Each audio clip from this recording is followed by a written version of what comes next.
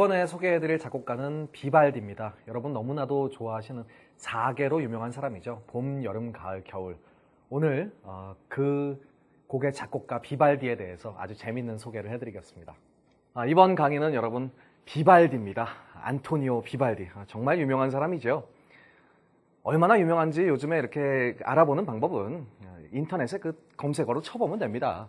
그래서 좀 많이 뜨는 그런 사람이면 굉장히 유명하죠. 그래서 저도 요즘에는 뭐 집에 들어갈 때마다 밤에 혼자 제 이름을 쳐보는 게 좀 습관이 됐습니다. 어떨 때 좀 많이 나오는데 어쨌든 비발디도 한번 쳐봤습니다. 쳐봤더니 정말 유명한 사람 같죠? 비발디 파크가 먼저 나옵니다. 수영장에 갑자기 나오더라고요. 깜짝 놀랐습니다. 놀러오는 곳에 비발디란 이름을 사용하기 굉장히 좋아하는 것 같습니다. 저희 동네에는 비발디 부킹 노래방도 있습니다. 왜 그런가 한번 생각해 봤어요. 제 생각에는 봄, 여름, 가을, 겨울 다 놀러오란 얘기입니다. 4개라는 음악이 굉장히 유명하죠. 그래서 사람들이 그런 비발디 이름을 굉장히 좋아하는 것 같고, 또 이분의 얼굴을 보면은 우리나라 사람들이 더 친숙하게 느낀다고 합니다. 한번 어떻게 생겼는지 한번 보겠습니다. 이렇게 생겼는데 누구 닮은 것 같지 않습니까? 우리가 클래식 음악계의 신정환 씨라고 얘기합니다. 굉장히 비슷하지요. 사실은 별로 닮은 얼굴은 아니랍니다. 옆모습을 보면 좀 심한 매부리 코였다고 얘기를 해요. 머리가 굉장히 길고 하얀데 가발입니다. 사실 이 가발을 벗기면 이분은 빨간색 머리가 나왔다고 얘기합니다. 예전에 우리가 어렸을 때 보던 만화 빨간 머리 앤 그 수준으로 빨갰답니다. 그래서 이분의 별명이 빨간 머리 신부님이었어요. 왜 또 신부님이었을까요? 직업이 신부님입니다. 작곡가 이전에 직업이 신부님이었는데 언제 작곡을 했을까요, 이분이? 정말 놀라운 사실은 미사 시간에 작곡을 했다는 겁니다. 미사 시간에 일단은 와서 사람들을 기도부터 시킵니다. 자, 여러분 기도합시다 하면 고개를 숙이고 사람들이 눈을 감고 있을 때 어디론가 들어가더랍니다. 들어가서 안 나오시는 거죠. 기다리던 신도들이 저 수녀님 한번 좀 들어가 보세요 라고 얘기하면 수녀님께서 가서 문을 열어보시면 막 작곡을 하고 계시더랍니다. 사람들은 굉장히 좋아했답니다. 왜냐하면 어차피 비발디라는 신부의 설교가 굉장히 지겨웠고 또 멋진 음악들을 많이 만들어주니까 사람들은 굉장히 좋아했대요. 그러나 교황청에서는 아주 싫어했습니다. 결국 교황청에서는 징계까지 내렸습니다. 비발디라는 신부가 하라는 설교는 안 하고 계속해서 작곡만 하고 있다. 그래서 징계를 내렸는데 뭐 징계할 것도 없는 것이 너 어디 가서 몇 년 동안 미사 보지 마 뭐 이런 거였답니다. 그래서 자기 굉장히 좋아했대요. 드디어 나한테 시간이 오는구나. 그래서 징계받은 상태로 어마어마한 숫자의 곡을 씁니다. 여러분 잘 아시는 비발디 4개도 결국은 징계받고 쓴 곡입니다. 우리가 그렇게 듣는다면 뭔가 좀 뭔가에서 해방된 그런 느낌을 들을 수 있을 것 같기도 해요. 비발디는 오늘날 굉장히 유명한 사람이지만 잊혀졌던 작곡가입니다.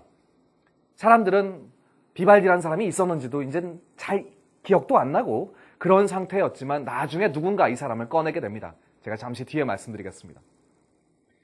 비발디는 굉장히 낙천적인 성격이었습니다. 예술가들은 이렇게 험담이나 이런 거에 좀 약해요. 오늘 여러분 방송 보시고 뭐 게시판에 험담 올리시면 저 굉장히 상처받습니다. 비발디도 마찬가지예요. 그러나 비발디는 누군가 그렇게 험담을 했을 경우엔 다시 반격을 했습니다. 예를 들면 어떤 사람은 이렇게 얘기를 한 적이 있습니다. 바이올리니스트로는 만점, 작곡가로서는 그저 그런 편, 사제로서는 빵점이다. 그 당시에 좀 그 연극 대본도 좀 썼던 그런 법률가 골돈이라는 사람이 이런 얘기를 했답니다. 굉장히 상처받았을 것 같지만 비발디는 반격을 했습니다. 어떻게? 당신은 험담가로서는 만점, 극작가로서는 그저 그런 편, 법률가로서는 빵점이다. 비발디. 굉장히 재밌었던 사람이지요. 이렇게 반격까지 할 정도로 굉장히 낙천적인 성격이었답니다. 비발디의 작품들을 보면 제목이 굉장히 어렵습니다. 이런 작품이 있어요. 작품 번호 3번, 세 번째 출판된 곡이라는 겁니다. 조화의 영감. 제가 이걸 왜 어렵다고 얘기하냐 하면 비슷한 제목이 굉장히 많아요.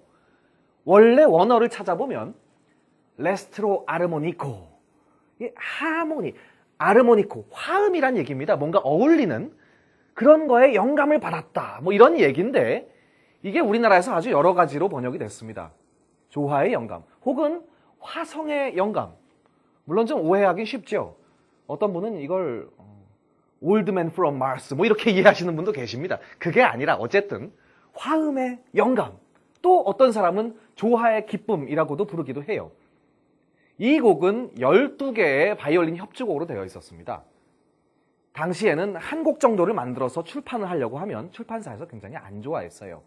왜냐하면 악보가 얇으니까 이거 세워놓으면 휘어진다는 거지요.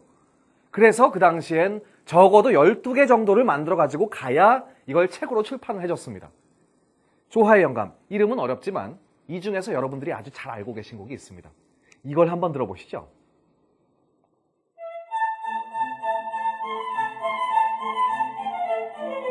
우리가 굉장히 많이 듣던 곡입니다. 제가 이 그림을 가져온 이유를 아시겠죠? 지하철에서 많이 듣습니다. 그래서 저는 이 곡을 지하철 협주곡이라고 불러요. 지하철 갈아탈 때나 혹은 종점에서 이 음악이 많이 나옵니다. 또 바이올린 하는 아이들이 이 곡을 많이 연습합니다. 바로 이 곡이 조화의 영감이라는 12개의 바이올린 협주곡 중에서 6번째 작품입니다. 사실 이렇게 듣다 보면 우리가 아는 곡들이 굉장히 많이 있습니다. 아이들한테는 스즈키 바이올린 교본에 나오는 곡으로 유명한데요. 바흐가, 음악의 아버지라고 불렀던 바흐가 이 악보를 접하게 됩니다. 이건 물론 스즈키 바이올린이라 이 악보는 아니었겠지요. 이 악보를 보고 야, 비발디라는 사람이 정말 대단한 사람이구나 감동을 했습니다. 그래서 나중에 바흐가 비발디의 작품을 오르간이나 하프시코드 뭐 이런 건반 악기들로 편곡을 했습니다. 그렇기 때문에 잊혀졌던 비발디라는 작곡가가 바흐의 손에 의해서 다시 부활되는 겁니다. 아, 사람들이 야, 이런 비발디라는 사람이 맞아 옛날에 있었지 이렇게 인식이 되는 겁니다. 결국은 바흐의 재조명 때문에 결국은 비발디는 훨씬 더 많이 알려지게 됐습니다. 비발디의 작품 중에 더 어려운 제목을 한번 보겠습니다. 이런 건데요. 화성과 인벤션의 시도. 참 어렵단 말이죠. 제가 봐도 참 이런 제목 나오면 어려울 것 같아요. 그러나 여러분, 화성. 아까 말씀드렸듯이 이게 마스가 아니라 화음입니다. 화음.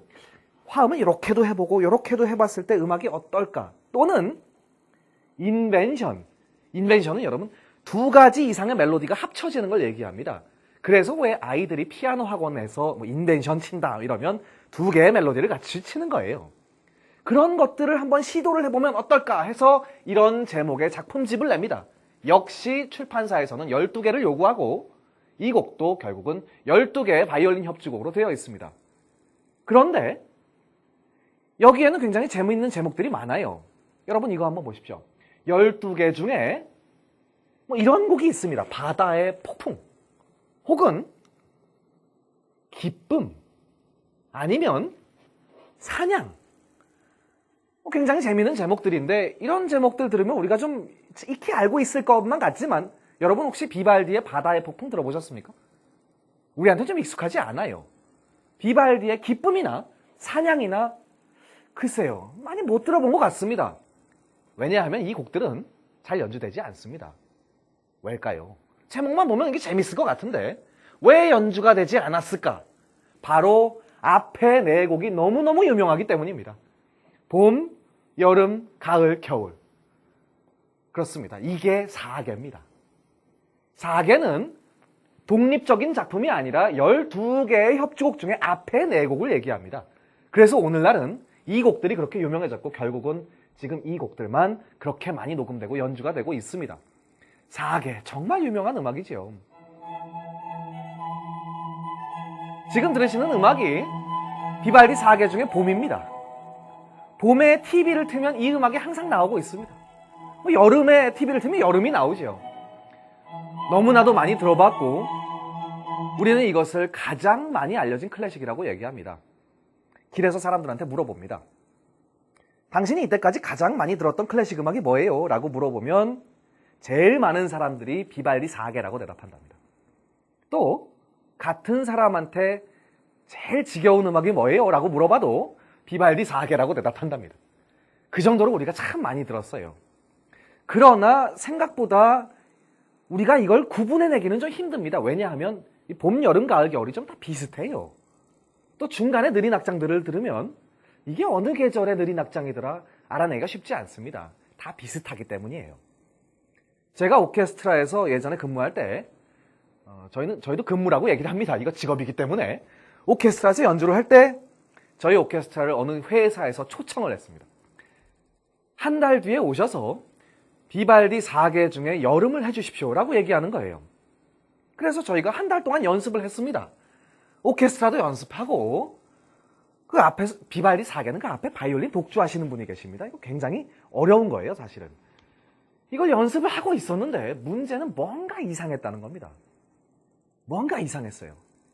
왜냐하면 연주를 해달라고 하는 그 한 달 뒤에 그 날짜가 가을이었거든요. 그런데 이 회사는 왜 하필이면 가을에 와서 여름을 해달라고 할까? 뭔가 좀 이상했죠. 나중에는 사장님 취향이 좀 독특하신가 보다 이렇게 생각했습니다. 연습을 하고 있는데 아니나 다를까 하루 전에 전화가 왔어요. 죄송합니다. 전달이 잘못됐습니다. 가을을 해주셔야 됩니다. 이러는 거예요. 하루 전에. 우리는 한 달 내내 여름을 연습했는데 하루 전에 갑자기 곡을 바꿔달라는 겁니다. 오케스트라도 난리가 났고 괜찮아요, 오케스트라. 왜냐하면 오케스트라는 그렇게 어렵지 않았습니다. 하루 만에 연습할 수 있었어요. 문제는 앞에서 바이올린 독주하시는 분이죠. 이분은 굉장히 어려운 걸 연습해놨는데 그것도 하루 만에 제일 어렵다는 가을을 다시 연습해야 되는 겁니다. 너무너무 화가 나셨어요, 이분이. 오케스트라 연습 시간에 오시더니 지금 무슨 얘기를 하는 거냐? 난 못한다. 지금 나보고 연주를 하라는 거냐 말라는 거냐? 막 화를 내시는 거예요. 분위기가 좀 험악해지고 있으니까 뒤에 앉아있던 제가 좀 우스갯소리로 했던 얘기가 있습니다. 그냥 여름 해놓고 가을 했다고 해요. 그렇게 얘기했어요. 왜냐하면 여러분 제 그 말을 듣고 오케스트라 단원들이 다 고개를 끄덕였습니다. 곡이 정말 비슷하다는 거예요. 누가 들어도 이걸 모른다는 겁니다. 만약에 우리가 여름을 해놓고 가을을 했다고 얘기해도 과연 알아챌 사람이 몇 사람이나 있을까? 그 정도로 곡들이 다 비슷하다는 겁니다. 심지어 비발디는 나중에 어떤 현대음악가한테 이렇게 욕을 얻어먹었습니다. 비발디는 똑같은 곡을 100곡 이상 작곡한 사람이다. 4개뿐만이 아니라 4개 외의 다른 곡들과도 굉장히 비슷하다는 겁니다. 하지만 여러분, 우리가 비발디 4개 외에는 많이 못 들어봤잖아요. 그래서 제가 비슷한 음악을 찾아가지고 왔습니다. 이걸 한번 들어보십시오. 이 곡은 비발디 4개가 아닌 기쁨이라는 곡입니다.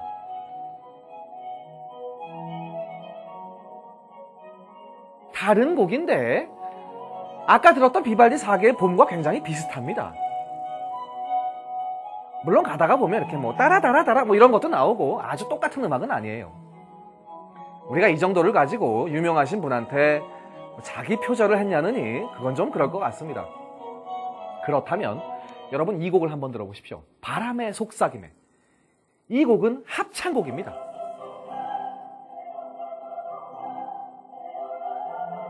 비발디 4개 봄과 완전히 똑같습니다. 심지어는 그냥 오케스트라로 연주하던 거를 노래로 부르는 것 같아요.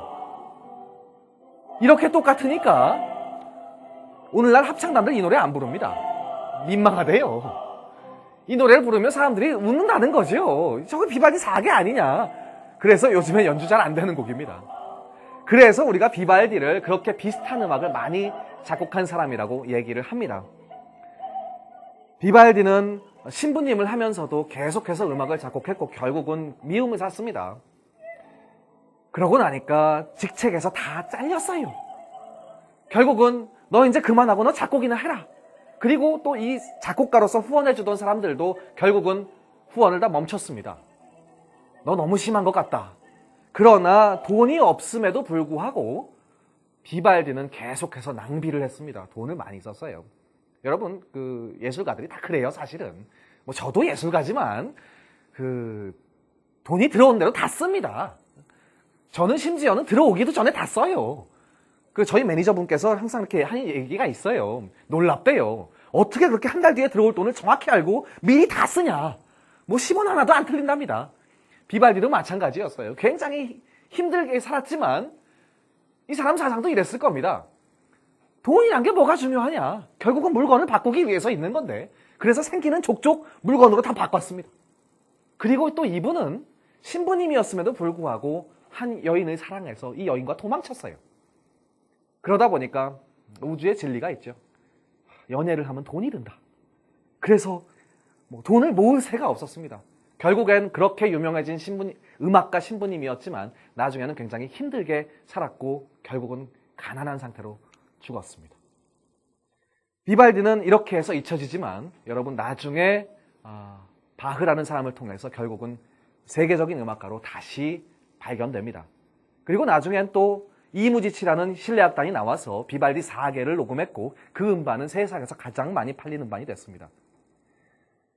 비발디의 장례식 때는 소년 성가대원들이 노래를 부르고 있었습니다. 그 중에 그 어린 나이에 성가대원 중에 한 사람이었던 한 꼬마 아이가 나중에 이 사람의 영향을 받고 결국은 교향곡의 아버지가 됩니다. 그 사람이 바로 요제프 하이든입니다. 하이든은 제가 여러분 다음 기회가 있을 때 강의에 또 여러분께 설명드리겠습니다. 오늘 비발디에 대해서 짧게 설명드렸지만 여러분께 많은 도움이 됐으면 좋겠습니다. 오늘 강의 여기서 마치겠습니다. 고맙습니다.